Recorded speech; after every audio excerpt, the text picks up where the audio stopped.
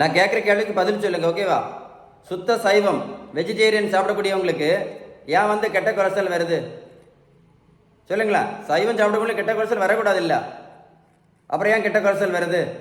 எத்தனை பேர் சைவ உணவு சாப்பிட்டு கெட்ட கொலஸ்ட்ராலுக்கு மாத்திரை சாப்பிட்டுட்டு இருக்காங்க? சுத்த சைவம் இருக்கக்கூடியவங்களுக்கு ஏன் வந்து இருதய மாரடைப்பு வருது? வரக்கூடாது இல்லை, அப்படி தானே? சுத்த சைவம் இருக்கக்கூடிய எவ்வளோ பேருக்கு வந்து ஃபேட்டி லிவருக்கு மாத்திரை சாப்பிட்டுட்டு இருக்காங்க இல்லையா? ஃபேட்டி லிவர் கொழுப்பு. சுத்த சைவம் ஏன் ஃபேட்டி லிவர் பிரச்சனை வருது? சுத்த சைவம் இருக்கக்கூடிய எத்தனையோ பேர் வந்து ஏன் வந்து பித்தப்பையில கல்லுக்கு ஆப்ரேஷன் பண்ணுறாங்க சொல்லுங்களேன்? சைவம் தான், அப்புறம் ஏன் பித்தப்பையில கல் வருது? சுத்த சைவம் உள்ளவங்க எத்தனை பேர் உடல் பருமனோட உட்காந்துருக்காங்க? உடல் பருமன் பதில் தெரியுமா? இதுக்கு எல்லாத்துக்கும் ஒரே ஒரு காரணம் தான். இதுக்கு எல்லாத்துக்கும் ஒரே ஒரு காரணம், அதுக்கு பேர் தான் இன்சுலின் ரெசிஸ்டன்ஸ். இது ஒரு பேப்பரை எழுதி வச்சுக்கிடுங்க, ஓகேவா?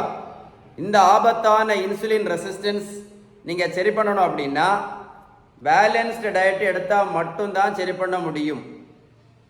நீங்கள் பேலன்ஸ் டயட் கரெக்டாக எடுத்தால் மட்டும்தான் என்ன பண்ண முடியும்? அந்த இன்சுலின் ரெசிஸ்டன்ஸ் சரி பண்ண முடியும் அப்படின்னு நான் சொல்லலை, நீங்கள் மருத்துவத்தில் உள்ள எந்த புத்தகத்தாலும் படித்து பாருங்கள்.